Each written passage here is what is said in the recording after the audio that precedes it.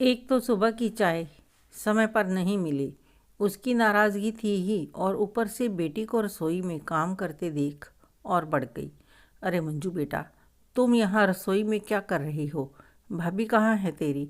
माँ, मैं चाय बना रही हूँ, भाभी फ्रेश होने गई है। क्या कहा? अभी फ्रेश होने गई है? हाँ माँ, उठने में देर हो गई है। चाय बनाने तो भाभी ही आ रही थी। मैंने ही कहा कि मैं चाय बनाती हूँ, आप जाकर फ्रेश हो जाइए।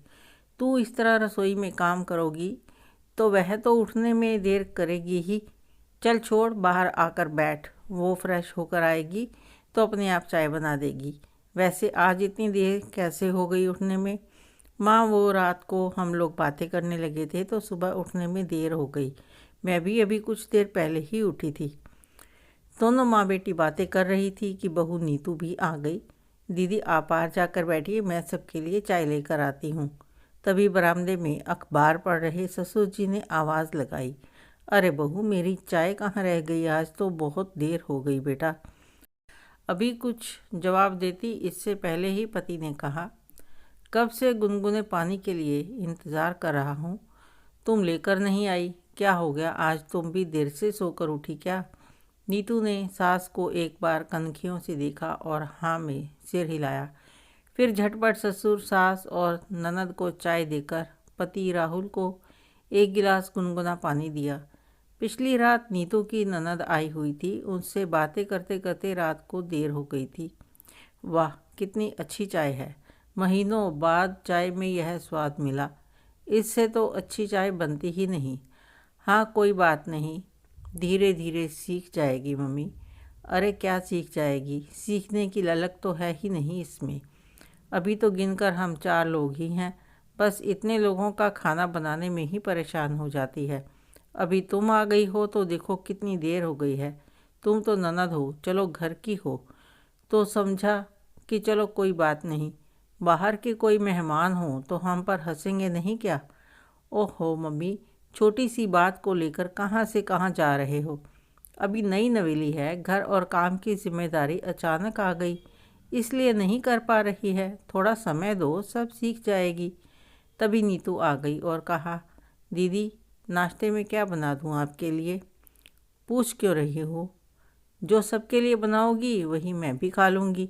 बहू, मैं तो कहती हूँ कुछ हल्का फुल्का नाश्ता बना दो और लंच की तैयारी जल्दी करो। तुम्हें काफ़ी समय लगता है इसलिए बोल रही हूँ। और हाँ, लंच में मंजू की पसंद से सब बनाना।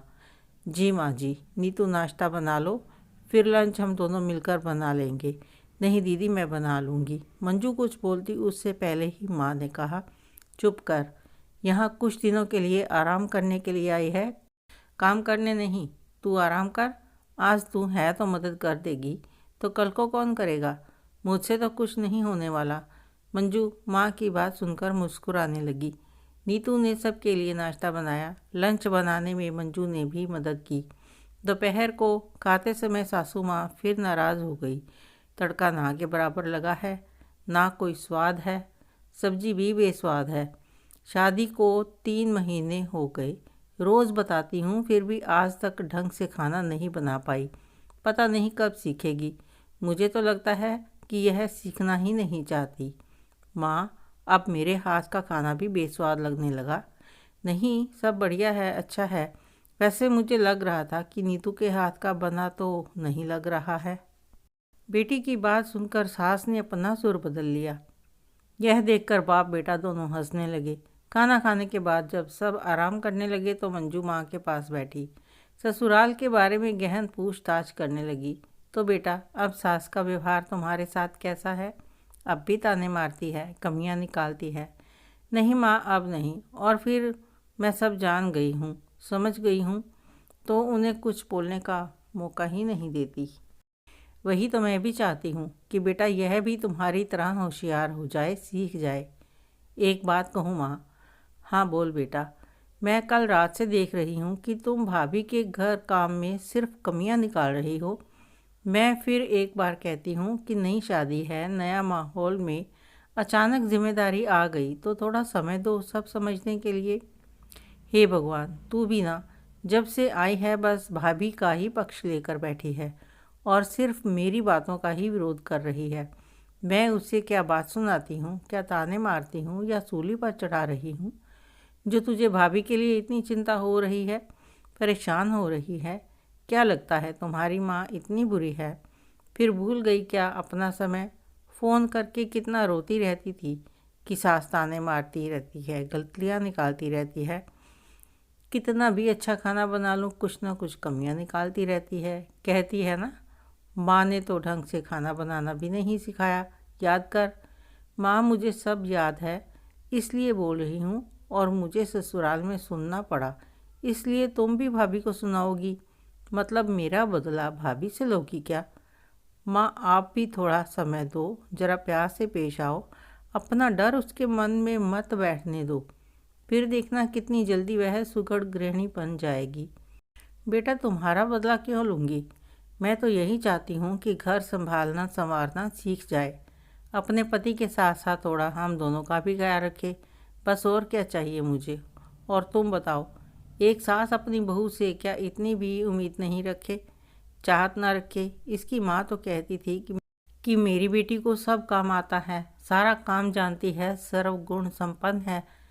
लेकिन यहाँ पर तो मुझे कुछ नहीं दिख रहा।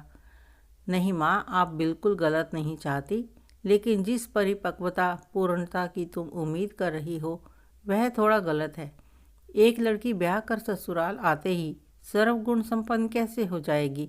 रही बात उसकी माँ की, तो सबकी माँ यही कहती है कि मेरी बेटी सर्वगुण संपन्न है, क्योंकि जिस छोटी मोटी गलतियों को माँ बाप नज़रअंदाज करते हैं, उन छोटी छोटी गलतियों को ससुराल में तिल का ताड़ बना दिया जाता है। मैं इसलिए ये कह रही हूँ कि यह सब मेरे साथ हो चुका है। फिर एक बहू की भी तो ससुराल से चाहत होती है कि कोई भूल चूक हो जाए, गलती हो जाए तो उस गलती को गलती ही माना जाए, गुनाह नहीं।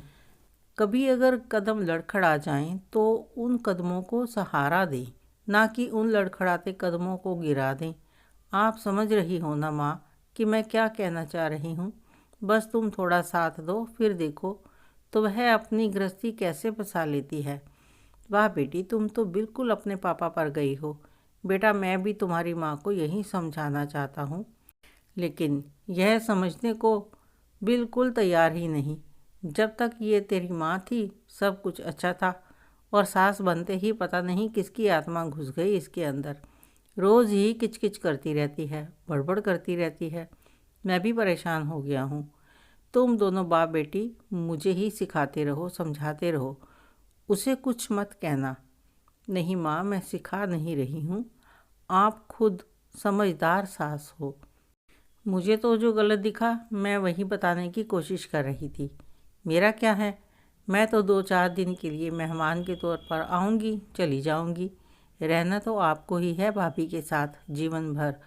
अगर आप अपने स्वभाव को नहीं बदलोगी तो कुछ दिनों में या कुछ महीनों या सालों में भैया भी परेशान हो जाएंगे। हो सकता है वह अपनी पत्नी को लेकर अलग हो जाएं, तो फिर तुम क्या करोगी?